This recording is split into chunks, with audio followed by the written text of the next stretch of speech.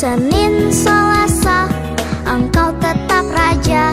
Rabu, Kamis, Engkau yang termanis. Jumat, Sabtu, ku tetap milik-Mu. Minggu, aku terus memuji-Mu. Setiap nafasku Engkaulah Yesusku. Setiap duduk jantungku Yesus segalanya. Setiap nafasku Engkaulah Yesusku. Setiap duduk jantungku Yesus segalanya.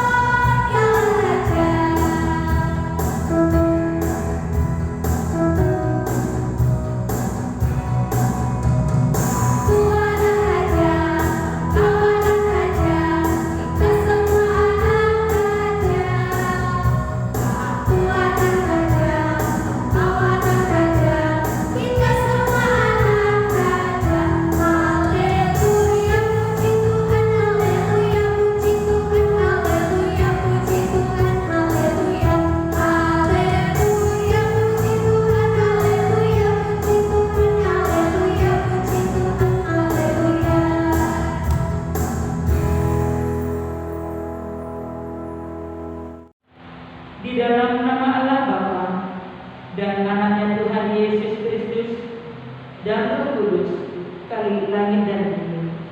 Amin. Demikian firman Tuhan kepada Tuhanku. Duduklah di sebelah kananku sampai kubuat musuh-musuhmu menjadi tumpuan kakimu. Pada hari tenteramu, bangsamu merelakan diri untuk maju dengan berhiaskan kekudusan. Dari kandungan fajar tampil bagimu keremajaanmu seperti embun. Tuhan telah bersumpah dan Ia tidak akan menyesal. Engkau adalah imam untuk selama-lamanya, seperti halnya Melkisedek. Tinggikanlah dirimu mengatasi langit, Ya Allah, biarkanlah kemuliaan-Mu mengatasi seluruh bumi. Haleluya, marilah kita berdoa. Ya Tuhan Yesus Kristus, Juru Selamat yang telah menebus kami dari dosa dan maut, Engkau telah naik ke surga mendahului kami. untuk menyediakan tempat bagi kami yang telah menerima anugerah pengorbanan-Mu. Sementara kami masih hidup di tengah dunia yang masih dikuasai oleh si jahat, kami memohon kepada-Mu ya Tuhan, sertailah kami senantiasa. Janganlah biarkan kami tergelincir keluar dari jalan-Mu.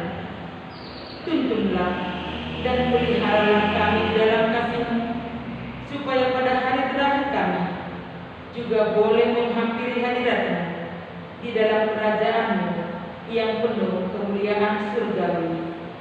Amin. Oke adik-adik, masih tetap semangat kan mengikuti ibadahnya? Oke, marilah kita menyanyikan satu lagu pujian.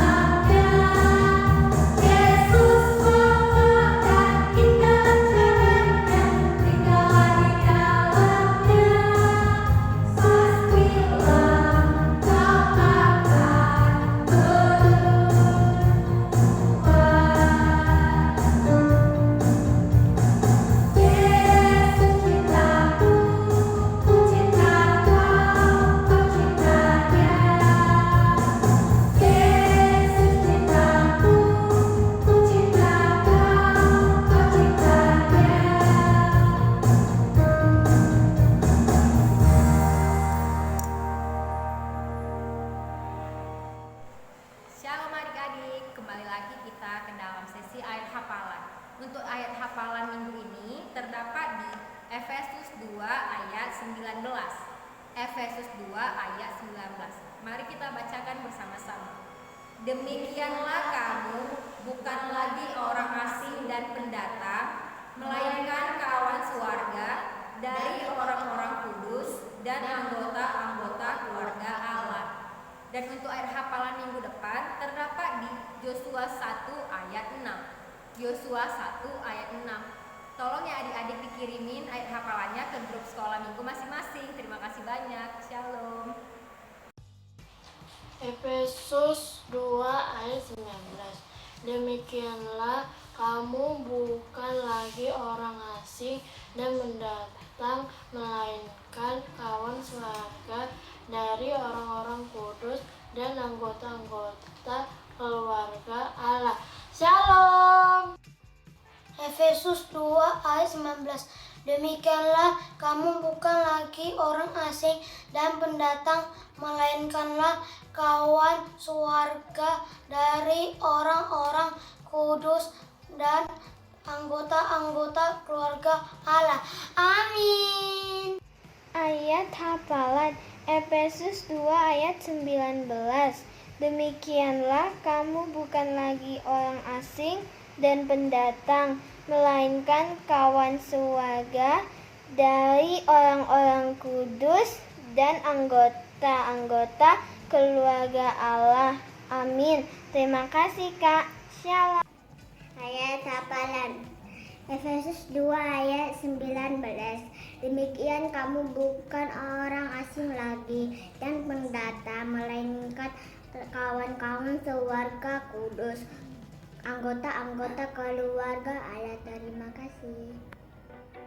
Efesus 2 ayat 19.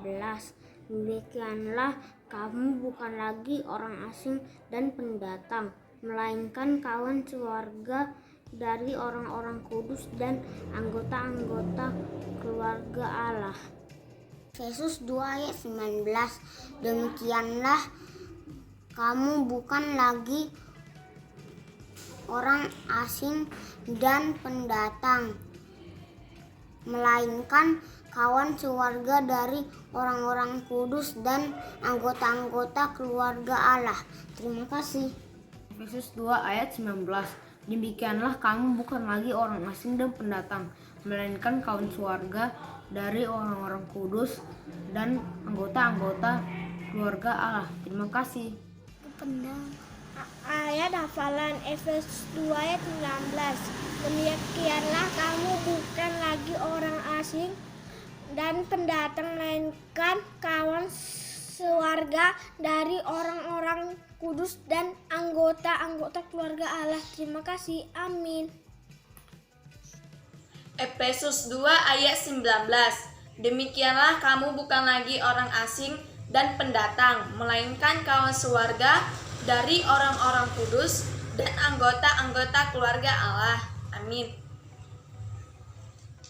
Efesus 2:19.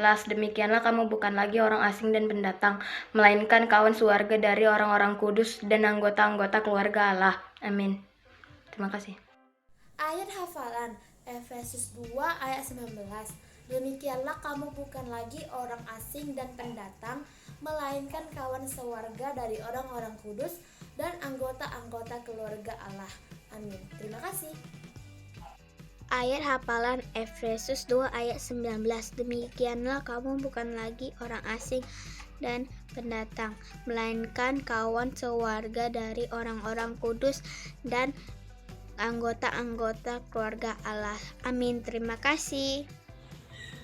Shalom semua, selamat hari Minggu. Ini ayat hafalannya ya. Efesus 2 ayat 19. Demikianlah kamu bukan lagi orang asing dan pendatang, melainkan kawan sewarga dari orang-orang kudus dan anggota-anggota keluarga Allah. Amin. Shalom.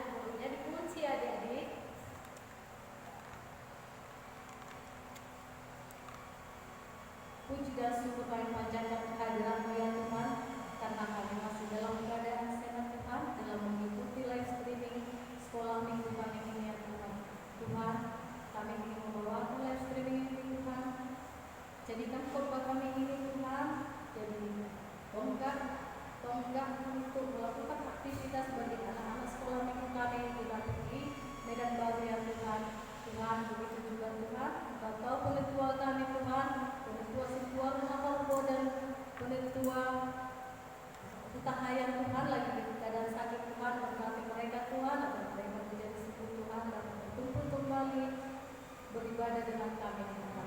Tuhan, begitu juga Tuhan anak-anak sekolah minggu kami Tuhan ingin melakukan kegiatan mereka Tuhan, kegiatan ujian, berkati Tuhan mereka Tuhan agar dapat mengerjakan soal-soal yang Engkau diberikan kepada mereka Tuhan. Begitu juga Tuhan orang tua sekolah minggu kami Tuhan, tambahkan berkat rezeki kepada mereka.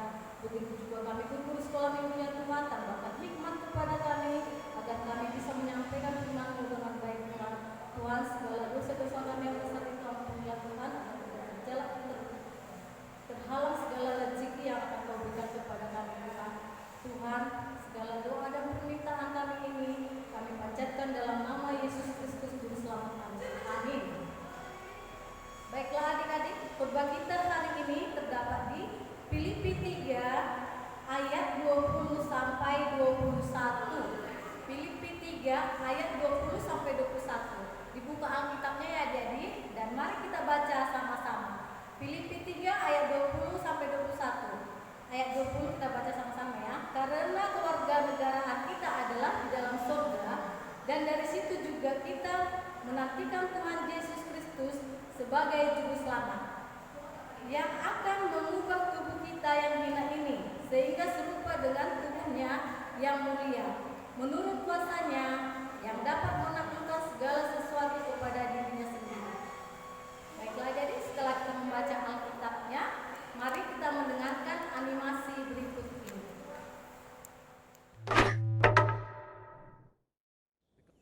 Apakah benar di kitab Yesaya ada sebuah syair yang indah? Begini, Yerusalem baru saja dihancurkan Babilonia, sebuah kerajaan besar di utara, dan semua orang Yahudi dikirim ke pembuangan. Tapi beberapa orang masih tinggal di Yerusalem dan bertanya-tanya apa yang sedang terjadi. Apakah Allah membiarkan kita?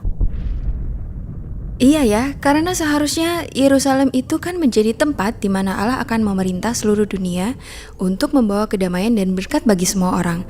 Benar nggak? Benar. Tapi Yesaya sendiri berkata bahwa kehancuran Yerusalem itu akibat ulah yang dibuat bangsa Israel sendiri. Karena mereka telah berpaling dari Allah.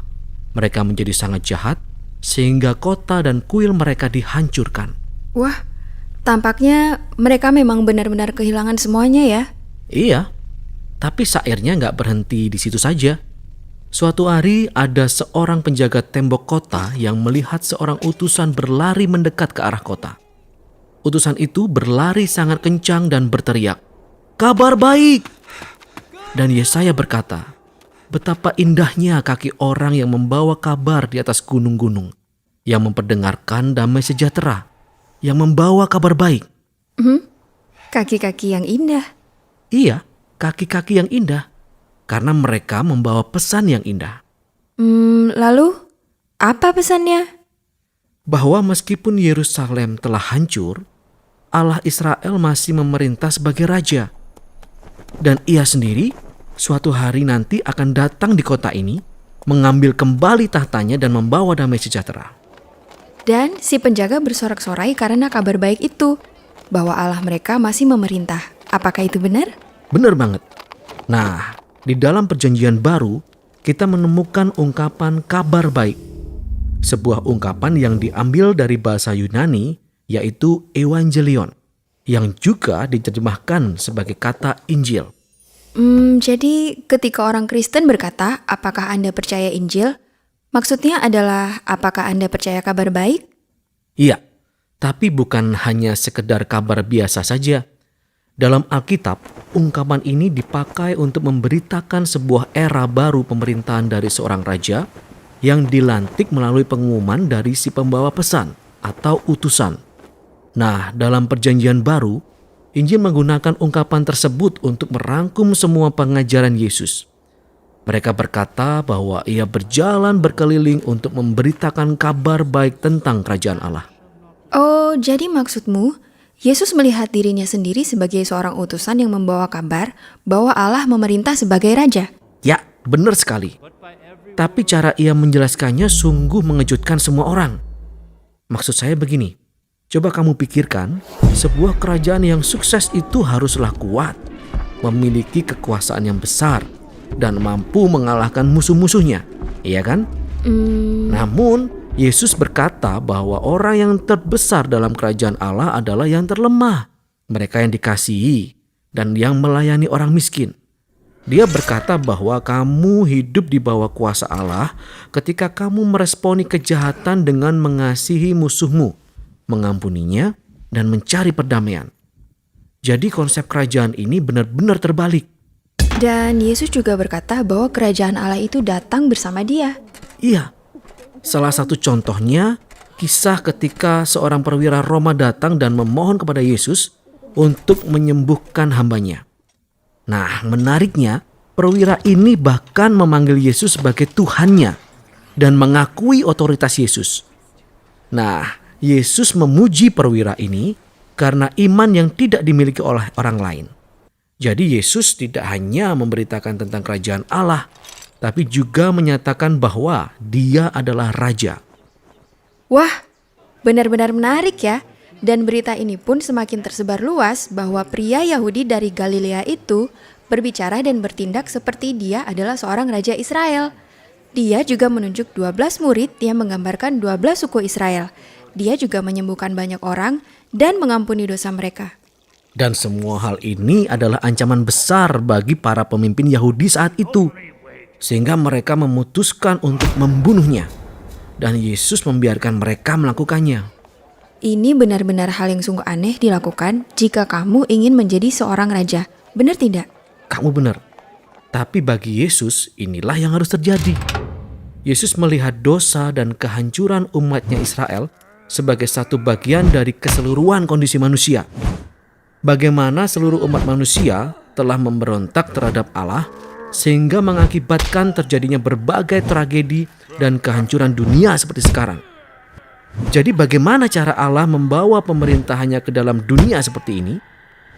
Yesus percaya bahwa hal itu bisa terjadi hanya melalui kasih dan pengorbanan bagi musuh-musuhnya. Itulah mengapa di dalam Injil, penyaliban Yesus digambarkan sebagai penobatannya sebagai raja orang Yahudi. Dan dia menerima sebuah mahkota. Dia juga menerima sebuah jubah. Dia juga ditinggikan di atas, tapi bukan di sebuah tahta, melainkan di atas kayu salib. Wah, betapa indahnya ya kaki yang membawa kabar baik. Nah, kabar baiknya sekarang adalah bahwa Yesus telah mengalahkan maut dan Dia memerintah sebagai raja. Dia telah menebus dosa kita dan membuat dirinya berdosa, serta menaklukkannya dengan hidupnya dan kasihnya.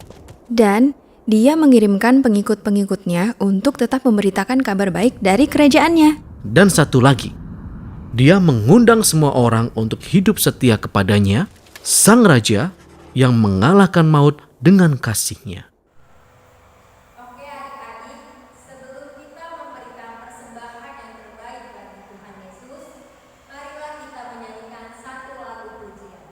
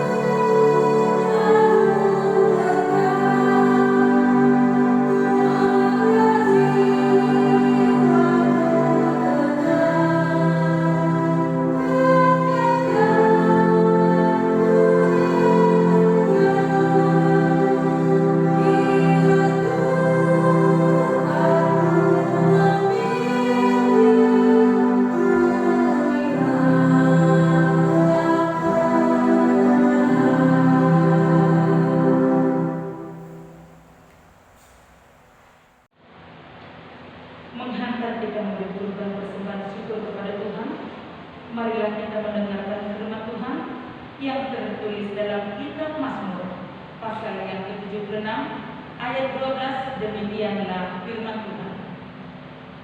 Bernajarlah dan bayarlah najarmu itu kepada Tuhan Allahmu. Biarlah semua orang yang di sekelilingnya menyampaikan persembahan kepada Dia yang ditakuti. Demikianlah firman Tuhan, kita memberikan persembahan.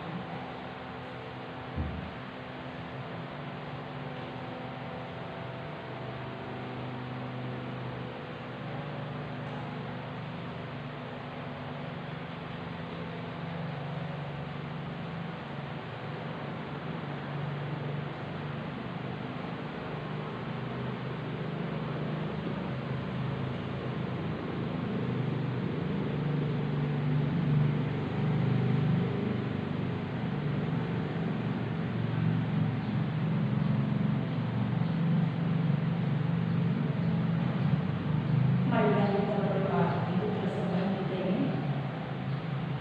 Ia adalah Bapa kami di surga, kami mengaku dengan setulus hati. Engkaulah sumber segala berkat dan karunia. Di sini kami memberikan persembahan syukur kami kepadamu. Terimalah persembahan umatmu dan berkatilah menjadi alat kesaksian, persekutuan, dan pelayanan jemaatmu ini. Jadikanlah hidup kami persembahan yang berkenan kepadamu, dan pakailah hidup kami untuk turut menghadirkan tanda-tanda kerajaan di seluruh dunia ini. Kasih, keadilan, dan damai sejahtera, sukacita. Bukalah hati kami oleh Roh Kudus-Mu, agar kami senantiasa mengucapkan syukur kepadamu di dalam nama Yesus Kristus, Tuhan kami. Amin. Aku bawa dan berikan persembahanku pada Yesus, pada Tuhan Juru Selamatku. Mari kita sama-sama mengucapkan doa seperti doa yang diajarkan Tuhan Yesus kepada murid-muridnya. Sama-sama kita mengucapkan doa-doa. Bapa kami yang di surga, dikuduskanlah namamu. Datanglah kerajaanmu. Jadilah kehendakmu di bumi seperti di surga. Berikanlah kami pada hari ini makanan kami yang secukupnya, dan ampunilah kami akan kesalahan kami, seperti kami juga mengampuni orang yang bersalah kepada kami. Dan janganlah membawa kami ke dalam pencobaan, tetapi lepaskanlah kami daripada yang jahat. Karena Engkaulah yang punya kerajaan dan kuasa dan kemuliaan sampai selama-lamanya. Amin. Kita menerima berkat daripada Tuhan. Tuhan memberkati kita dan melindungi kita. Tuhan menyinari kita dengan wajah-Nya dan memberi kita kasih karunia. Tuhan menghadapkan wajah-Nya kepada kita dan memberi kita damai sejahtera.